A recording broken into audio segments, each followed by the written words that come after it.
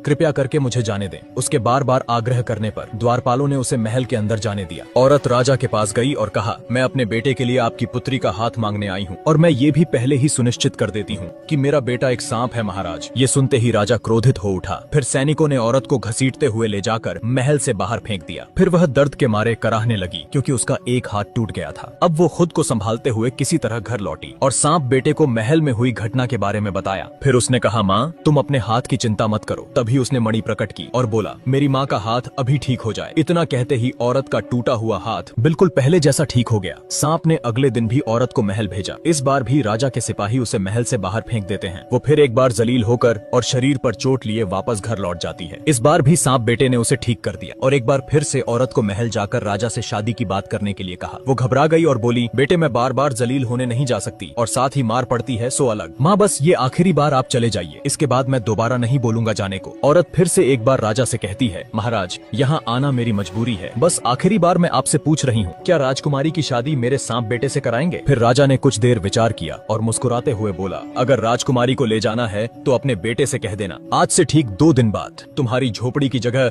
वहाँ एक विशाल महल होना चाहिए जो हमारे महल से साफ नजर आए, और उस महल के सामने 1000 हाथी और 400 घोड़े हमारे स्वागत के लिए खड़े होने चाहिए। राजा की बात सुन वो हैरान रह गई। इस बार सैनिकों ने उसे इज्जत से जाने दिया। इस बात की खुशी औरत के चेहरे पर साफ दिख रही थी। घर जाकर उसने बेटे से कहा, महल और हाथी घोड़े की बात कर रहा था राजा। माँ बस इतनी सी इच्छा है राजा की, ये तो बहुत आसान है, तुम चिंता मत करो, कल सुबह ही इंतजाम हो जाएगा। फिर आधी रात को सांप घर से बाहर निकला और मणि हाथ में लेकर बोला, मेरी ये छोटी सी झोपड़ी एक विशाल महल में बदल जाए और महल के सामने 1000 हाथी सहित 400 घोड़े मेरी सेवा में उपस्थित हो जाएं। इतना बोलते ही जगमगाता हुआ स्वर्ण से बना महल झोपड़ी की जगह खड़ा हो गया और 1000 हाथी सहित 400 घोड़े भी स्वागत के लिए तैयार थे। फिर अगली सुबह राजा को उसकी पत्नी जगाते हुए बोली, उठिए चलकर देखिए बाहर क्या हो रहा है। उसने बाहर जाकर देखा तो स्वर्ग जैसा महल उसके ठीक सामने नजर आ रहा था, जिसे देख राजा की आंखें फटी की फटी रह गईं। और उसने अपनी पत्नी से कहा, असंभव, अविश्वसनीय, ये कैसे हो सकता है? रातों रात कोई महल कैसे बनकर तैयार हो गया? क्या ये मेरी आंखों का धोखा तो नहीं? पत्नी बोली, राजन ये कोई आंखों का धोखा नहीं, अपितु एक असली महल हमारे सामने नजर आ रहा है। फिर राजा जोर जोर से रोने लगा और अपनी पत्नी को उस घटना के बारे में बताया। यह सुन पत्नी भी रोने लगी क्योंकि वचन के मुताबिक अब उनकी इकलौती पुत्री को सांप से शादी करनी होगी। दूसरी तरफ सांप तैयार होकर राजकुमारी से शादी करने के लिए घर से निकल पड़ा और साथ ही हाथी घोड़े की बारात भी पीछे पीछे चल रही थी। राजकुमारी ने भी बिना चेहरा देखे उससे शादी कर ली। फिर राजा ने भारी मन से अपनी बेटी को विदा किया। फिर जैसे ही वो अपनी पत्नी को देखने के लिए कमरे में दाखिल होता है कि तभी उसका आधा शरीर सांप जैसा देख राजकुमारी घबरा गई और चिल्लाते हुए बाहर की तरफ भागी। फिर चारों तरफ एक दिव्य रोशनी का प्रकाश फैल गया और सांप रूप बदलकर अपने वास्तविक शरीर को धारण कर लेता है, जो कि एक बेहद ही सुंदर युवक लग रहा था। इस रूप में राजकुमारी सांप को देखकर हैरान रह गई। फिर उसने राजकुमारी से कहा,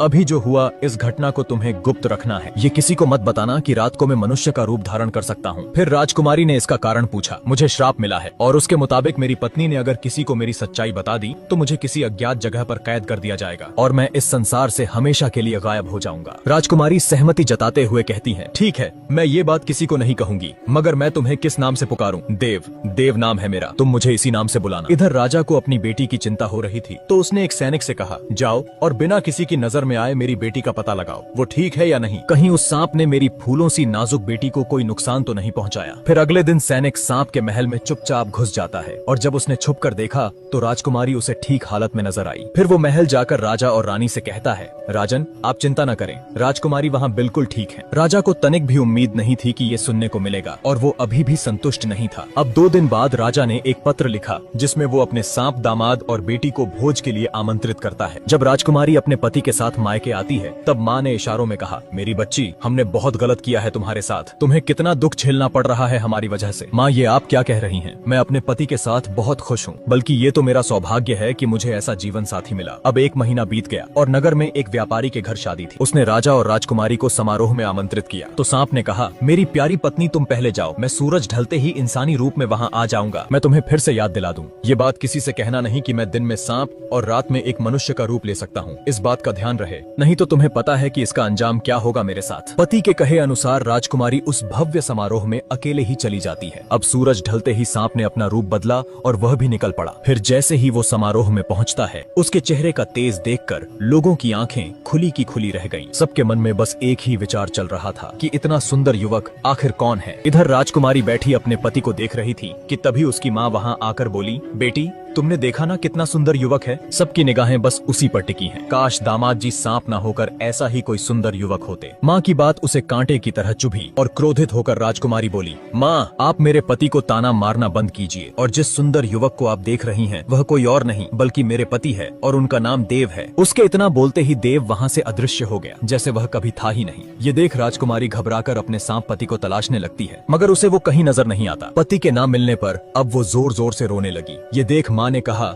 मेरी बच्ची तुम रो क्यों रही हो? आखिर ऐसा क्या हो गया? मुझसे बहुत बड़ी भूल हो गई माँ, जो मैंने आपको उनकी सच्चाई बता दी, मगर अब कुछ नहीं हो सकता। मेरे पति मुझे छोड़कर हमेशा के लिए जा चुके। बेटी फिर तो ये सारा दोष मेरा है। न मैं दामाद जी की बुराई करती और न तुझे कुछ कहना पड़ता। राजकुमारी बोली, मैं अपने पति से बहुत प्यार करती हूँ, चाहे वो कहीं भी हो, मुझे उन्हें ढूंढना ही होगा। फिर अगली सुबह राजकुमारी सफर के लिए जरूरी सामान लेकर पति की तलाश करने घर से निकल पड़ी। अब 4 दिन हो गए राजकुमारी भूखी प्यासी बिना रुके चलती रही। जंगल में न जानवरों का डर न कमजोर शरीर उसके इरादे को तोड़ पाया। थकान से चूर हुई वो एक जंगल से गुजर रही थी कि तभी उसके सामने एक बूढ़ा व्यक्ति आया और कहा, तुम्हें उत्तर दिशा में जाना चाहिए, वहाँ तुम्हें इंद्रदेव मिलेंगे। अब वही तुम्हारे पति के बारे में कुछ बता पाएंगे। राजकुमारी उत्तर दिशा की तरफ चल पड़ी और कुछ देर चलने के बाद वो इंद्रदेव के पास पहुँच गई। फिर उनसे पूछा, हे प्रभु, मैं अपने खोए पति को ढूंढ रही हूँ, क्या आप जानते हैं कि वो मुझे कहाँ मिलेंगे? यहाँ से थोड़ी दूरी पर समुद्र है, वहाँ जाकर समुद्र के देवता वरुण देव से पूछना। मुझे पूरा विश्वास है उन्हें जरूर मालूम होगा कि तुम्हारे पति कहाँ हैं। अब राजकुमारी समुद्र की दिशा में चलने लगी। क्या जंगल और क्या पहाड़, चाहे चिलचिलाती धूप हो या मूसलाधार बारिश, ये सब सहते हुए 3 दिन के बाद वो आखिरकार समुद्र किनारे पहुंच गई। फिर हाथ जोड़ उसने समुद्र देव को पुकारा। उनके आते ही राजकुमारी ने रो रो कर अपने पति के बारे में बताया, कैसे वह एक पल में ही कहीं गायब हो गए। प्रभु अब तो कई दिन बीत गए उन्हें गायब हुए। मैं आपसे विनती करती हूँ कि कृपया कर मुझे एक बार उनका पता बता दें, नहीं तो मैं उनकी तलाश करते हुए अपने प्राण त्याग दूंगी। ये सुन वरुण देव बोले, तुम्हें प्राण त्यागने की कोई आवश्यकता नहीं है। तुम्हारे पति सही सलामत हैं, लेकिन वे समुद्र के उस पार दूसरे छोर पर जंगलों के बीच एक खूंखार चुड़ैल के कब्जे में हैं, जो आत्माओं से सौदा कर उन्हें छलपूर्वक अपना गुलाम बना लेती है। इस पर राजकुमारी कहती हैं, चाहे वो कितनी ही ताकतवर चुड़ैल क्यों न हो, मैं वहाँ जाऊंगी और उसके चंगुल से अपने पति को छुड़ाकर वापस लेकर आऊंगी। बस आपसे इतनी ही गुजारिश है, मुझे समुद्र पार उस जगह तक पहुँचा दें। तुम्हारी यही इच्छा है तो ठीक है, मैं तुम्हें वहाँ ले जाऊंगा। फिर उन्होंने एक मछली का रूप धारण किया और राजकुमारी उनके पीठ पर बैठ गई। अब वे तूफान की रफ्तार से तैरते हुए बस कुछ ही क्षणों में समुद्र पार कर दूसरे छोर पे राजकुमारी को पहुंचा दिया। अब जैसे ही वो एक पेड़ के नीचे आराम करने बैठी कि तभी एक भयानक हंसी उस जगह गूंजने लगी। फिर पल भर में ही चुड़ैल राजकुमारी के सामने प्रकट हुई। वो भागती उससे पहले ही चुड़ैल ने उसे पकड़ लिया और उठाकर अपने साथ ले गई। जब वो राजकुमारी को अपने घर लेकर आई, वहीं पिंजरे में कैद देव ने अपनी पत्नी को तुरंत पहचान लिया। राजकुमारी ने भी उसे देख लिया था, मगर वे दोनों ही खामोश रहे। अब चुड़ैल कहती है, तुम यहीं रहना, मैं शिकार करने जा रही हूँ। अगर कहीं भागने की कोशिश की तो मैं तुम्हें कच्चा खा जाऊंगी। इतना बोलकर वह चली गई। उसके जाते ही राजकुमारी ने अपने पति को कैद से बाहर निकाला और एक दूसरे के गले लग गए, मगर चुड़ैल गई नहीं थी। उसने छुपकर सब कुछ देख लिया। फिर वह मन ही मन सोचने लगी, मुझे पहले ही संदेह था कि ये दोनों पति पत्नी हैं। जब वह शिकार करके वापस लौटी तो उसने दोनों को पेट भर के हिरण का मांस खिलाया ताकि वह बाद में उन्हें स्वाद लेकर खा सकें। अगले दिन चुड़ैल ने राजकुमारी से कहा, मैं बाहर जा रही हूँ, जब मैं वापस लौटूं तो मुझे इंसानी मांस पका हुआ चाहिए। ध्यान रहे, अगर तुमने बात नहीं मानी तो मैं तुम दोनों में से किसी एक को खा जाऊंगी।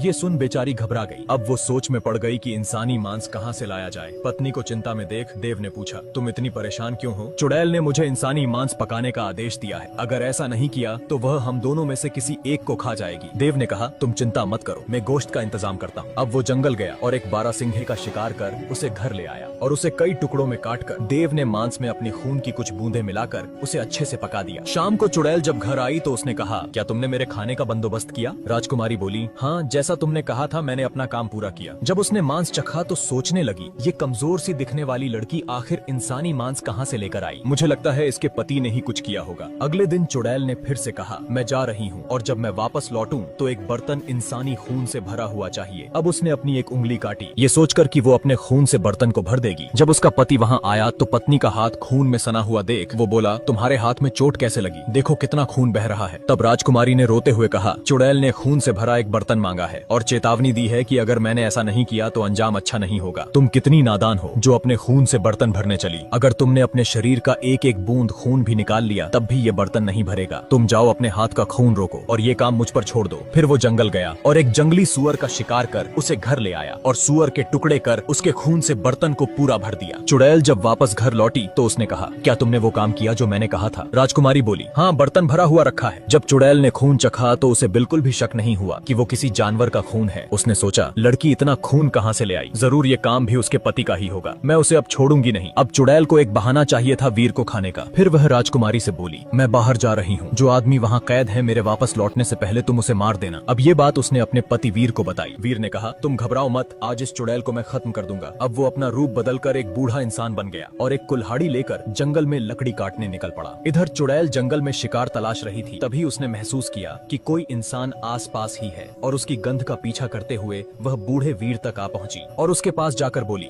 ए बूढ़े इंसान, तुझे डर नहीं लग रहा जो तू मेरे जंगल से लकड़ियां काटने की गुस्ताखी कर रहा है? इसके लिए मुझे क्षमा करे, मैं तो बस एक जवान लड़के के लिए ताबूत बना रहा हूँ। चुड़ैल ने पूछा, आखिर कौन था वो जिसकी मृत्यु हुई? था एक नौजवान जिसकी पत्नी ने ही उसे चाकू से मार दिया। ये सुनकर चुड़ैल बहुत खुश हुई। उसने सोचा, आखिर लड़की ने खुद की जान बचाने के लिए अपने पति को मार दिया। लगता है मुझसे गलती हो गई, ये ताबूत मैंने उसके कद से छोटा बना दिया, अब मुझे दूसरा बनाना पड़ेगा। तभी चुड़ैल बोली, मैं इसमें लेट कर देखती हूँ क्योंकि वो मेरे ही कद का था, मैं उसे जानती थी। जैसे ही वो उसमें लेटी, वीर ने तुरंत ताबूत को बंद कर उसमें आग लगा दी। देखते ही देखते चुड़ैल ताबूत के साथ जलकर भस्म हो गई। अब वीर श्राप से मुक्त होकर अपनी पत्नी के साथ वहाँ से चला गया।